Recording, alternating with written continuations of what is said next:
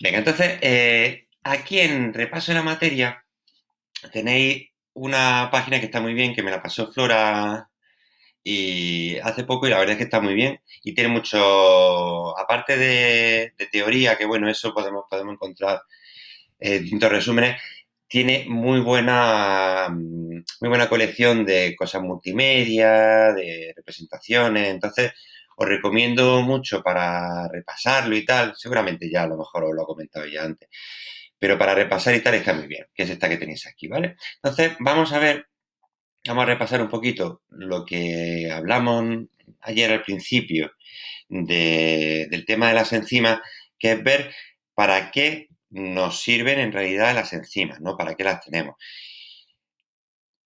Espera, voy a quitarle el sonido a esto. Ahora. Entonces, nosotros, si tuviésemos una reacción química, una vez más, como teníamos en el libro, con un eje de energía y otro de cómo progresa la reacción, y al final lo que vamos a tener van a ser unos reactivos que se tienen que transformar en productos, nosotros tenemos que conseguir que, digamos, los enlaces que tenemos en estas sustancias se cambien, se rompan y cambien hacia otros, de manera que acabemos consiguiendo productos. Entonces, claro, nosotros vamos a pasar de un estado energético X a un estado energético, en este caso, menor. Es decir, los productos en su suma, en su estado energético, van a ser menores que los reactivos. Podrían ser mayores, pero en este caso son menores. Lo que nos importa a nosotros es que para que se dé este cambio necesitamos aplicar una energía que llamamos energía de activación, que es este pequeño extra de energía que tenemos que darle a estos reactivos para que finalmente se desencadene la reacción y acaben en productos. Esto es lo que encontraríamos en una reacción que no fuese catabolizada, ¿no? Tenemos aquí que esta es la energía que se ha liberado desde este estado hasta este otro. Y aquí en amarillo nos marcan la energía de activación. No podemos confundir nunca la energía de activación con la energía liberada, con la diferencia de energía del estado inicial al estado final. ¿Vale? Entonces, lo que van a cambiar las enzimas, lo que provocan las enzimas es que esta energía de activación sea menor y de esa manera van a facilitar la reacción química. A ver si, no sé si pasaba algo, simplemente que la bajaba, ¿vale? No nos lo muestran. Entonces, mm, ¿cómo ocurre eso, digamos? ¿No? ¿Cómo pasa que estos reactivos acaban siendo productos? Nosotros lo que tenemos van a ser una serie de moléculas una serie de elementos químicos que cambian su conformación para transformarse en otra. Este esquemilla que vemos es reactivos que se están transformando en productos. ¿Vale? Tenemos que cuando A y B se juntan, acaban formando C y D. Para que A y B, al juntarse, rompan sus enlaces de una manera más sencilla, pues tendrán que unirse a una enzima. ¿Vale? Tenemos aquí una enzima y estos serían los reactivos, que serían los sustratos. Entonces, a este centro activo es al que se tienen que unir. Ahora vamos a ver más modelos del centro activo. Entonces, en cuanto se unen a la enzima, esos enlaces se rompen, se cambian por otros y se forman los productos. De manera que cuando los productos se hayan formado, recordamos, se van a liberar y va a quedar la enzima otra vez dispuesta para coger nuevos reactivos. Entonces, ¿qué es lo que conseguimos con una enzima? Que si teníamos una energía de activación de un calibre, de una cantidad, vamos a hacerla más pequeñita, como vemos aquí. Si estaba por aquí, vamos a conseguir que esté aquí. Así que esto es lo que veíamos un poquito en la página 176 y 177 y vamos a pasar a la página 178, que es todo esto que estamos viendo, pero más en profundidad, que es la reacción enzimática. Entonces, como tenemos ahí, ¿no? E más S produce ES, que al final da E más P. Vemos ahí esa formulita que es simplemente la reacción enzimática. Lo que significa es que lo que son el sustrato, que son los reactivos, que es lo que tenemos aquí, se va a unir a la enzima. ¿Vale? S, E más S. E más S. Entonces, cuando se unan a la enzima, vamos a tener complejo ES, complejo enzima sustrato, que es esto que tenemos aquí, y una vez se produzca la reacción química y se liberen los productos que tenemos por aquí, pues aquí tenemos E más P. Por eso simplemente tenemos esas tres fases para la reacción enzimática. Tenemos ahí además un ejemplo en la figura 11.6 en la cual tenemos cómo se forma también esto mismo que estamos viendo en la imagen, ¿no? Como los sustratos, si os fijáis, tenemos un sustrato verde y un sustrato moradillo que se unen a la enzima y entonces lo que nos va a dar es un producto que es distinto, si os fijáis, al sustrato. Los productos tienen distintas formas. Voy a abrir también que tengamos por aquí el libro, por si tengo que coger algo. Bueno, pues yo creo que esto, más o menos, ¿verdad? Yo creo que lo que es la idea la tenemos perfectamente. Entonces, simplemente vamos a aplicar algunas cosillas, digamos, bioquímicas para entender un poco cómo funciona. En esta misma web tenemos un enlace a una página que está muy bien, que tenemos, que es esta aquí, la de proteopedia.org, que tenemos, bueno, distintas representaciones. Voy a abrir un segundito el tema, por si me tengo que ir a la página.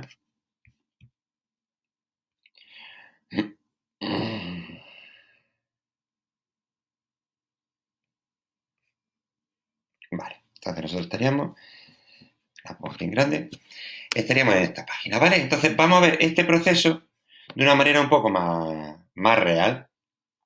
Nosotros tenemos aquí un modelo de cintas, seguro que os suena, ¿verdad?, de cuando vimos el tema de las proteínas, que cuando representábamos ya la estructura terciaria, en la cual pues teníamos dentro de ella, pues podíamos ver que había partes de estructura secundaria de tipo hélice, podía haber también una parte que fuese en zigzag, en betalámina. Bueno, pues esta que tenemos aquí es una enzima que nos ponemos, que nos ofrecen como ejemplo, ¿vale? Entonces tenemos una enzima que bueno, no tenemos que sabernos ni nada, simplemente una enzima fructosa bifosfato aldolasa significa que va a actuar sobre la fructosa bifosfato, ¿vale? Simplemente es con lo que nos vamos a quedar ahora mismo. Entonces tenemos esta representación en cintas y por aquí, no sé si conseguimos verlo, se nos marca una línea que en realidad nos está llevando al centro activo que lo tenemos por aquí. Ahora mismo no es muy visible porque lo que tenemos son las cintas,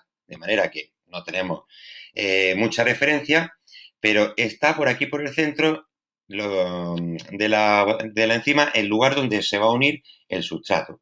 ¿De acuerdo? Entonces tenemos este modelo que si lo pasamos a un modelo que se llama de malla de alambre, a ver si se nos carga, ¿qué es esto? Esto teníamos también alguna representación en el libro.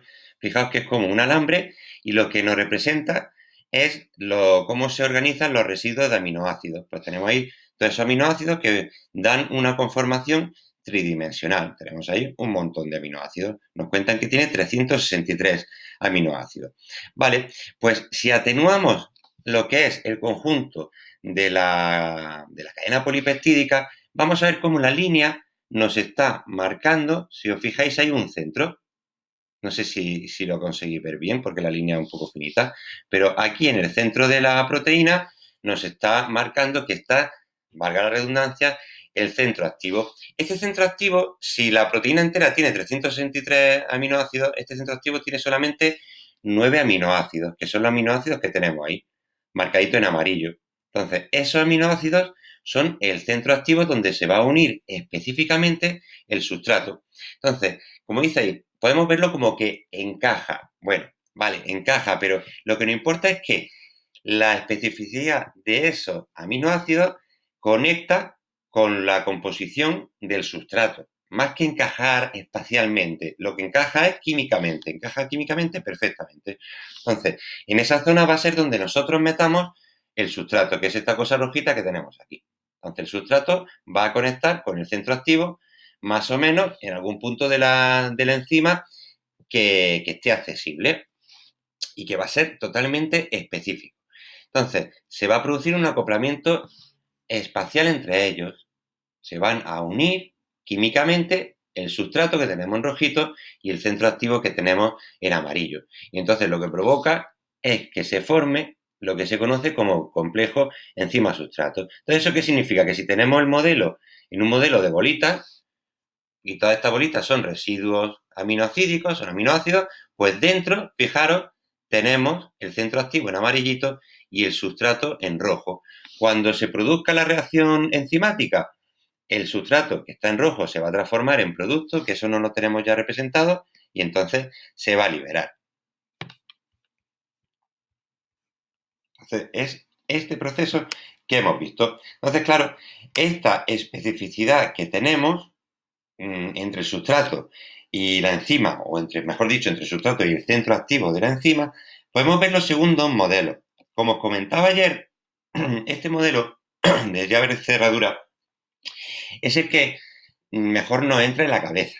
¿Por qué? Porque nosotros tenemos a un sustrato que encaja, por su conformación espacial, encaja con el centro activo de la enzima como si fuese un Lego, y entonces se une. Y este es el complejo enzima-sustrato. Bioquímicamente, se ha visto que este modelo de llave cerradura no es el que se da frecuentemente, a pesar de que en nuestra cabeza fuese el que mejor entraría, ¿no?, para explicar la especificidad. Es este de aquí, el de la derecha, el modelo de acoplamiento inducido, el que realmente sí que explica de una manera eficaz cómo se produce la reacción química. No solamente de una manera que sea fácil de entender, sino de una manera que sea real. No tenemos un sustrato que no encaja específicamente con la enzima, sino con solamente algunas partes de la enzima. Si nos fijamos un poquito aquí, no sé si podrá dar un poquito más de zoom, pero bueno, como tenéis el libro, lo podéis ver un poquito mejor, encaja con algunas partes, pero algunas partes no encajan del todo. Es un poquito. Por ejemplo, con esta parte no hay nada que encaje, ni con esta. Si os fijáis, no es exactamente como una cerradura y su llave. Pero ¿qué ocurre? Que cuando el sustrato se une a la enzima tiene un cambio conformacional que provoca que se unan del todo. Este acoplamiento inducido, que nosotros ya no lo vamos a saber así, simplemente que hay una modificación de la enzima, la realidad es que se produce una modificación en el sustrato. Y es el sustrato el que se va a modificar y va a facilitar de esa manera que se convierta en producto. Es una manera de ver mucho mejor, vamos, que bioquímicamente se ha demostrado como más cierta, para explicar por qué el sustrato se transforma más rápidamente en producto. Y es porque la unión con la enzima va a provocar alteración en su conformación. Pero bueno, como nosotros tenemos este libro y esto es lo que nosotros tenemos, y tampoco el nivel de la pregunta que vaya a tener, os aseguro que no va a ser como para que el problema sea diferenciar entre el modelo de llave cerradura y el acoplamiento inducido según la enzima o según el sustrato. Lo importante es que nosotros nos quedemos con estos dos modelos. Un modelo en el que el sustrato encaja perfectamente con la enzima, que es llave cerradura, y un modelo en el que el sustrato no encaja perfectamente con la enzima, sino que se produce un acoplamiento posterior facilitado por esa unión entre la enzima y el sustrato. Eso es lo que nos tenemos que quedar. ¿Por qué os lo aclaro? Porque a lo mejor dentro de un día o dentro de un minuto vais a pensar por qué se produce ese cambio en la enzima si decíamos que la enzima no cambiaba, si luego se quedaba al final igual que al principio. Bueno, en cualquier caso, según el modelo que elijamos, nos da igual, porque son modelos para explicar algo. Según el modelo que elijamos, en cualquier caso, la enzima siempre va a acabar igual que como empezó. Si aquí ha habido un cambio de conformación de la enzima, pues la enzima luego va a volver a su estado normal. Es muy importante que siempre recordemos que la enzima está lista para ser usada de nuevo.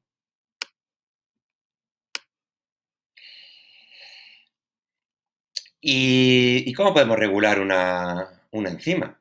Si una enzima está siempre ahí presente, siempre preparada, siempre facilita la reacción, digamos que cómo podemos también regular un poco que a veces no se realice una reacción bioquímica. ¿Cómo podemos hacerlo?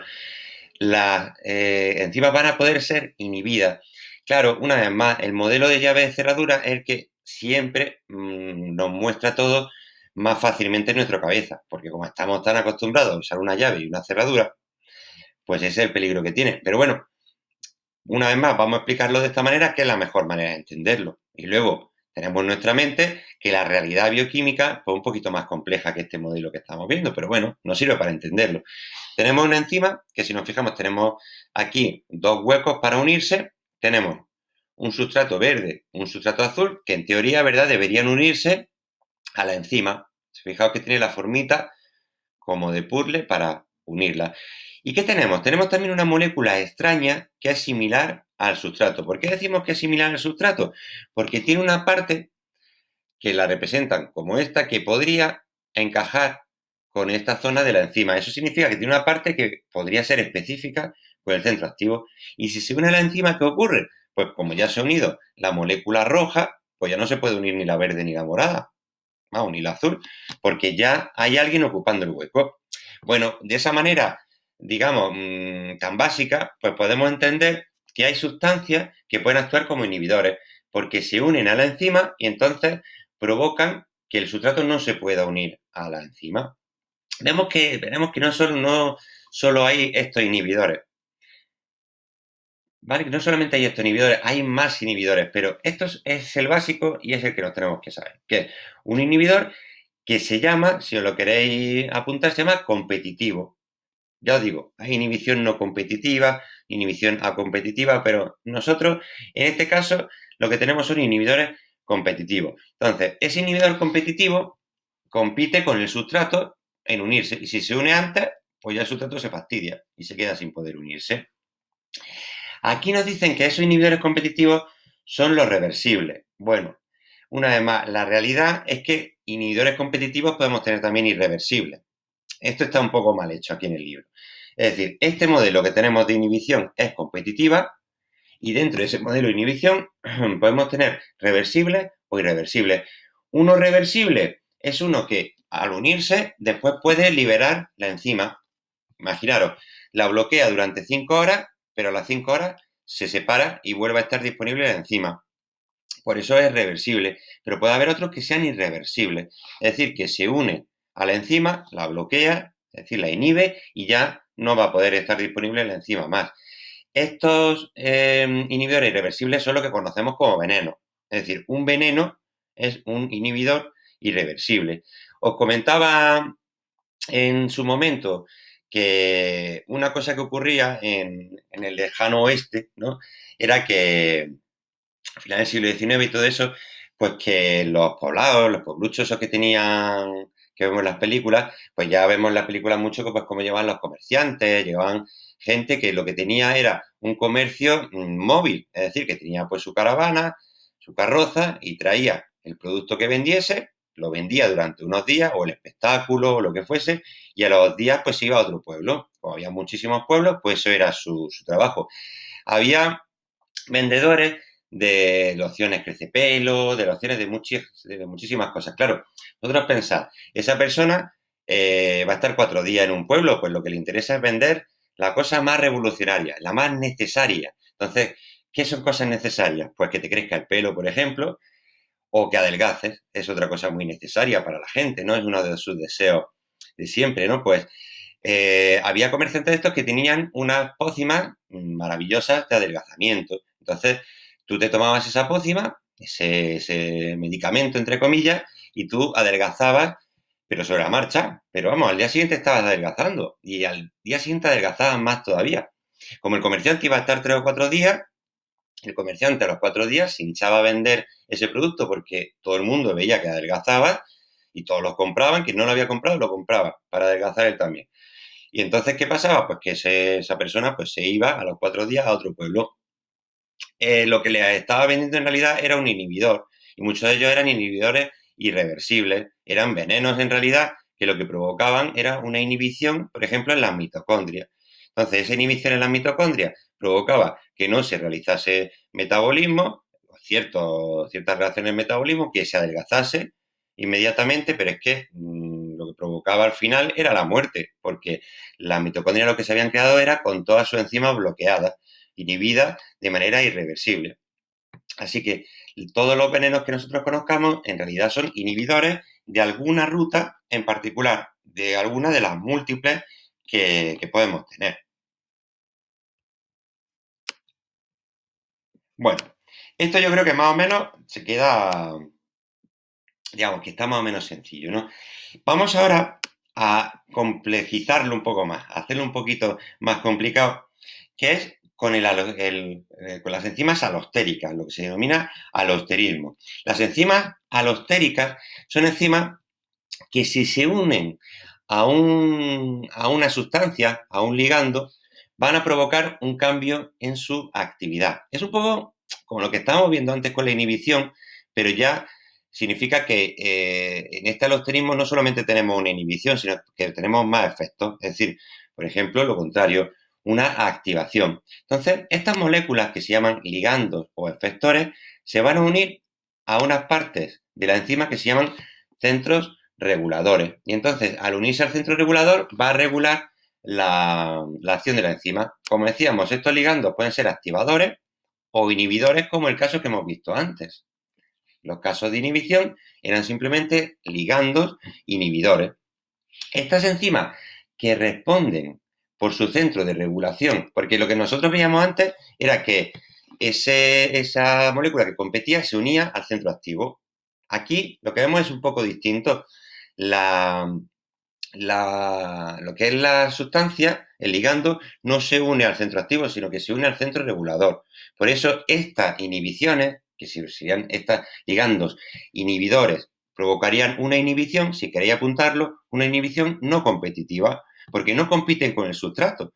El inhibidor se une al centro regulador, por lo tanto el sustrato se puede seguir uniendo al centro activo. Lo que pasa es que este ligando unido al centro regulador pues puede provocar ya cambios en la actividad de la enzima. Vamos a ver que aquí el modelito y luego vamos a ver lo otro en multimedia, digamos. Entonces tenemos aquí una enzima que podría unirse y se va a unir a dos moléculas de sustrato, ¿vale? Y tiene además aquí una zona que es el centro regulador, que es donde se puede unir este ligando. Si vemos, encaja esto con esto, este con este y este con este. Entonces, ¿qué ocurre? Que en cuanto el ligando se une al centro regulador, en este caso, este ligando era un inhibidor. Pues, ¿qué va a provocar? Va a provocar un cambio en la conformación de la enzima, que si os fijáis, ya no tiene disponible su centro activo.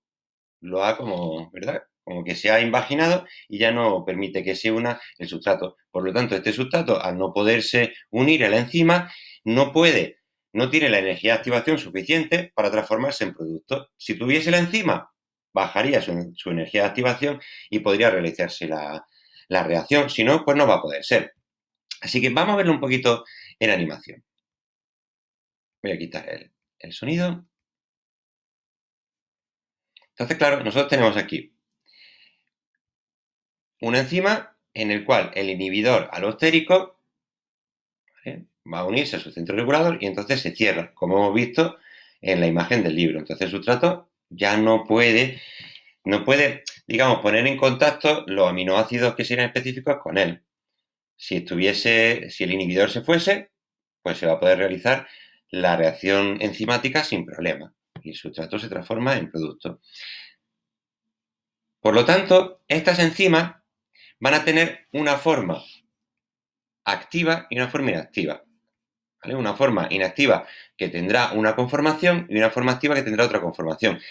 Como imagináis, la forma inactiva no permite que el sustrato se una con el centro activo. Entonces, si el sustrato, ¿de acuerdo? Si el sustrato se tiene que unir con una parte del centro activo, solamente se puede unir si está en esa conformación. ¿Vale? Si la enzima está en una conformación en la que no es posible acceder, pues entonces no se va a poder unir. Entonces, lo que nos está mostrando es que con un activador vamos a poder cambiar, hacer esa conformación. Vamos a ver, es que va un poquito rápido. ¿Vale? Tenemos aquí una enzima que en principio estaría inactiva porque no permite, no tiene este huequito, no tiene centro activo, pero si le unimos el activador, lo que va a provocar es que se forme el centro activo para que pueda unirse el sustrato. Simplemente eso.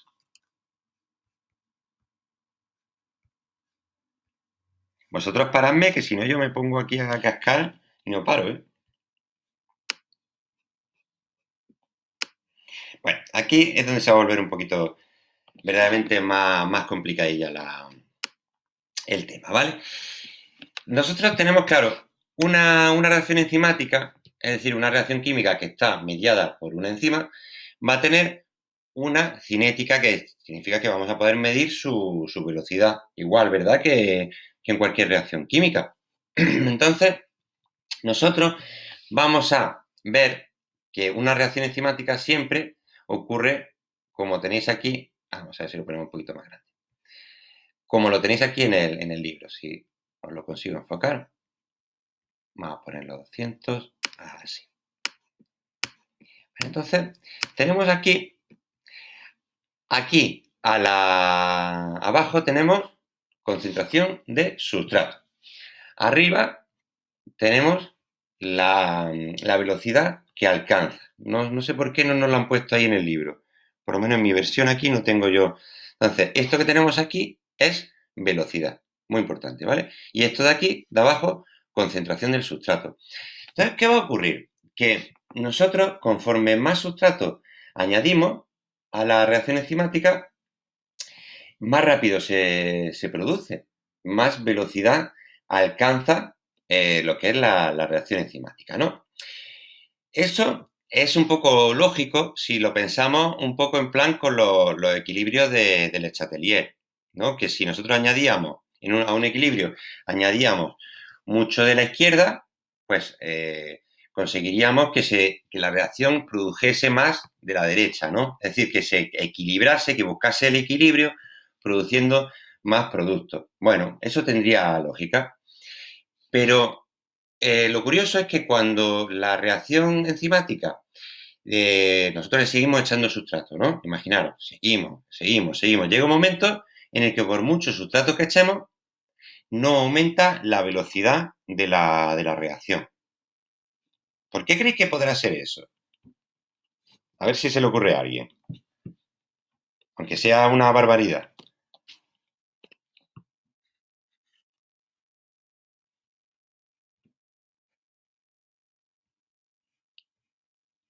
Ni idea. A ver, vosotros pensad, imaginad que nosotros le echamos, tenemos una chimenea, ¿vale? Entonces, nosotros le echamos leña al fuego. Entonces, claro, conforme nosotros le echemos más leña, el fuego va a ser más grande, digamos, ¿verdad? Entonces, nosotros, vale, pues le echamos otro tablón, otro madero allí a la chimenea. Venga, otro tronco, venga, otro tronco. ¿Nosotros podremos echar troncos infinitos en la chimenea? No, ¿verdad? Pero yo creo, claro, vosotros decís porque nosotros luego los troncos se cambian, ¿no? Se queman y todo eso. Pero imagina que tenemos un camión de troncos preparado. ¿Nosotros podremos echar en la chimenea sobre la marcha todos los troncos del camión? Tendremos que echarlo poco a poco, ¿verdad? Porque llega un momento en que la chimenea, por muchos troncos que tengamos, no le cabe ya ningún tronco, porque la tenemos ya completamente copada de troncos. Pues con la enzima nos pasa un poco lo mismo. Nosotros podemos añadirle cada vez más sustrato a la enzima, pero va a llegar un momento que todas las moléculas enzimáticas las tenemos ya ocupadas, con un sustrato cada una. Vamos a verlo con este modelo que os pasé ayer, en el cual, fijaos, tenemos enzima libre como así en verdecito, y luego moléculas de enzima con sustrato, es decir, ya con el complejo enzima-sustrato, que lo vamos a tener con un puntito, ¿no? Entonces, claro, y aquí la concentración de sustrato, imaginaros que nosotros tenemos aquí una reacción química, tenemos ya la enzima aquí en un tubo de ensayo y nosotros le vamos echando con una pipeta, le vamos echando sustrato. Vale, si nosotros no le echamos sustrato, lo lógico, ¿verdad?, es que no haya ninguna enzima con sustrato. Pues es que no le hemos echado ninguno. Si nosotros le echamos un poquito de sustrato, pues vamos a tener algunas enzimas unidas a sustrato, pero vamos a tener todas estas libres. Pues decimos, vale, pues vamos a echar más sustrato. Si será por sustrato. Bueno, pues echamos más sustrato. Si echamos más sustrato, vemos que cada vez hay más moléculas de enzimas que están ya unida al sustrato, en el complejo enzima-sustrato, con lo cual cada vez me queda menos libre. Y si le echamos más sustrato, pues cada vez vamos teniendo menos libre. Y si le echamos más todavía, vemos aquí que cada vez tenemos menos libre. Y va a llegar un momento en una concentración de sustrato en la cual no queden ya apenas moléculas de enzima. Por lo tanto, lo que ocurre, si esto le vamos dejando pasar un tiempo, en teoría debería ir liberándose enzima. Pero bueno, lo que no importa es que llega un momento en el que, aunque tengamos mucho más sustrato, no va a poder unirse a ninguna enzima porque la tenemos toda copada. No sé cuándo se... Teoría debería moverse esto, pero bueno, no sé por qué no se me está cargando. Es un poco chunguilla esta. Pero vamos, la idea yo creo que es básica. Esto es como también una manera con la que se suele explicar es imaginar un trapo que esté seco. Nosotros el trapo lo mojamos, ¿vale? Pues le echamos, por ejemplo, un poquito de agua. Pues el trapo se va a quedar húmedo. Le echamos otro poquito de agua. El trapo va a quedar húmedo. Va a haber un momento en el que si le echamos un poquito de agua más al trapo, el trapo va a empezar a gotear. Va a empezar a echar agua. En vez de quedarse húmedo, ya lo que está es echando agua afuera. ¿Por qué? Porque el trapo ya está saturado. Ya no le cabe más agua. Si le echan más agua, el trapo lo va a echar fuera porque no puede en su conformación aceptar más agua. Pues esto es lo mismo. Va a llegar un momento en que la enzima, por mucho sustrato que echemos, la enzima ya está completamente saturada. Ya no tiene sitio para más sustrato. Con lo cual, la velocidad no va a aumentar. Se va a quedar, digamos, llegando siempre a este límite. Es como una asíntota, ¿verdad? Como una asíntota horizontal. Pues esta velocidad que alcanza cuando ya la enzima está saturada se llama velocidad máxima. No sé si la tenéis definida. Apuntarla, os recomiendo que la apuntéis en la libreta o ahí en el libro. Velocidad máxima es la velocidad que corresponde con la concentración de sustrato en la que la enzima está saturada. Llega un punto en el cual no hay más posibilidad de concentración de sustrato, ¿vale? Es la velocidad en la que la concentración del sustrato ha provocado que la enzima esté saturada, ¿no? O es la concentración de sustrato a la que la enzima está saturada. Esta gráfica no va a ser igual para todas las enzimas. Habrá enzimas que se saturen antes que otras. Habrá algunas que... Sí, no sé cómo lo he dicho la primera de las veces, pero más o menos la velocidad máxima es la velocidad que corresponde con la concentración de sustrato en la que la enzima está saturada.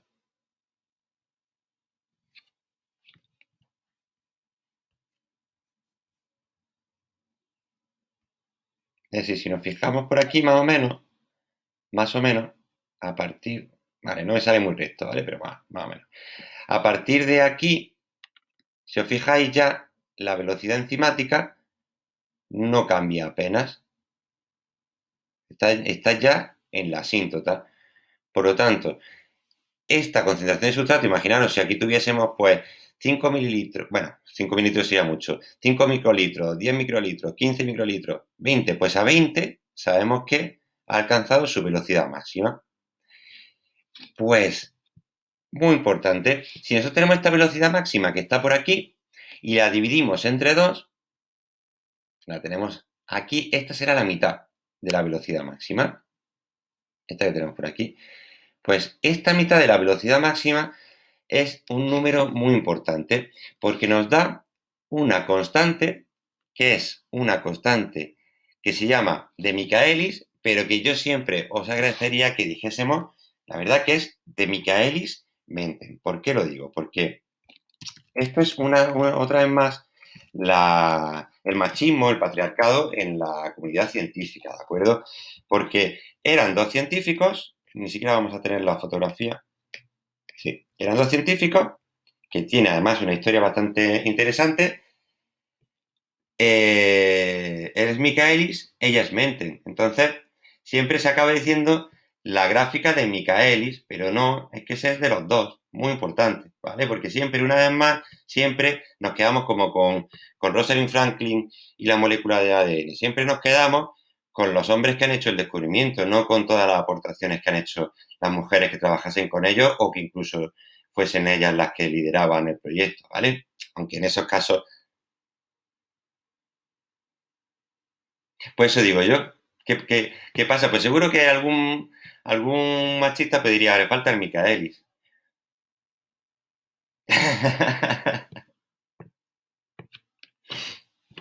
Muy importante que no nos olvidemos, pero pon los dos, pon los dos, pon los dos. A ver si te va a tocar un corrector machista. Vale, entonces, esa constante es la Km y corresponde a la mitad de la velocidad máxima. O sea, sí, a la velocidad, es que no sabía si lo había hecho bien. Esta constante de Michaelis corresponde a la mitad de la velocidad máxima. Muy importante, eso sí lo tenemos, bueno, tampoco es que lo tengamos así escrito, ¿vale? En el libro. Por lo tanto, apuntarlo. La Km es el valor de concentración de sustrato que corresponde a la mitad de la velocidad máxima.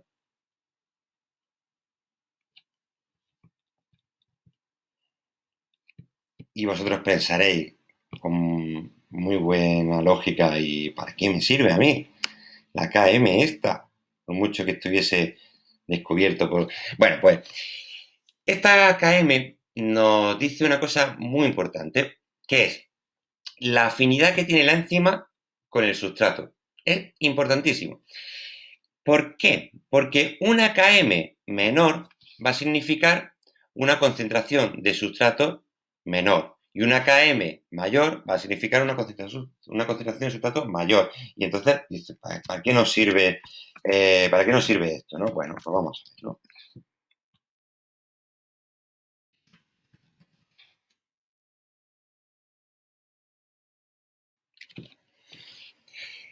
Vamos a ver si estuviésemos comparadas, alguna que estuviese medio bien. Aquí tenemos unas comparadas. Fijaos, nosotros tenemos aquí, esta es la velocidad máxima, voy a ponerlo un poco más grande para que lo veáis mejor. Esta es la velocidad máxima, esta es una gráfica más real, digamos, lo que se utiliza. Y entonces vamos a comparar estas dos enzimas primeras, que las dos alcanzan la misma velocidad máxima, ¿vale? Esta grafiquita y esta grafiquita. Las dos alcanzan esta velocidad máxima.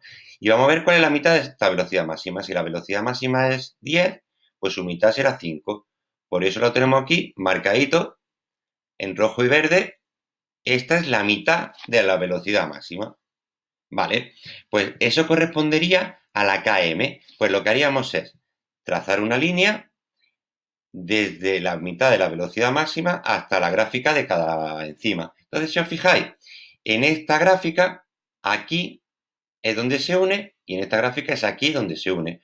Pues claro, si esta es la parte roja es la que cae, la parte que señalan aquí abajo es la concentración de sustrato, por lo tanto esta es la Km. La Km de esta enzima y esta es la Km de la otra enzima. Lo veis, ¿verdad? Que estas son las Km. ¿Sí? Vale, pues si os fijáis, una alcanza la mitad de la velocidad máxima mucho más pronto que la otra, es decir, con menos sustrato. En esta, con que le echemos 1,7 de sustrato más o menos, 1,6, 1,7, ya alcanza la mitad de la velocidad máxima. Pero en esta necesitamos echarle casi 3 de sustrato para que alcance la velocidad máxima. Eso significa que la primera enzima, la que tenemos marcadita en rojo, tiene más afinidad por el sustrato que la segunda enzima.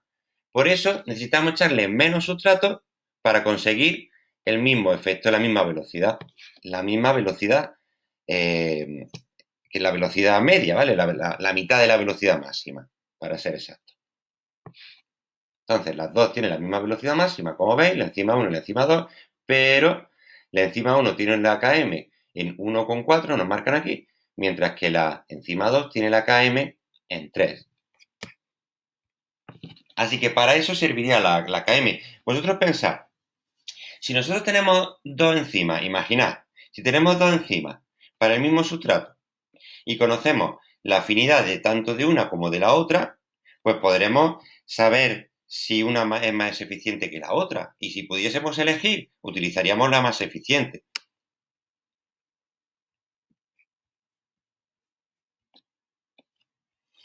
Venga, perfecto. Bueno, hasta aquí entonces más o menos sin dudilla. Sí, ¿verdad? Vale, pues vamos a hacer... No tengo yo aquí ninguna presentación más que se me haya olvidado. Vamos a hacer algún ejercicio para practicar un poquillo, si queréis. Vamos a ver, vamos a irnos... Aquí en estos temas es que no tenemos prácticamente ejercicio durante el tema, así que vamos a irnos a la página 188.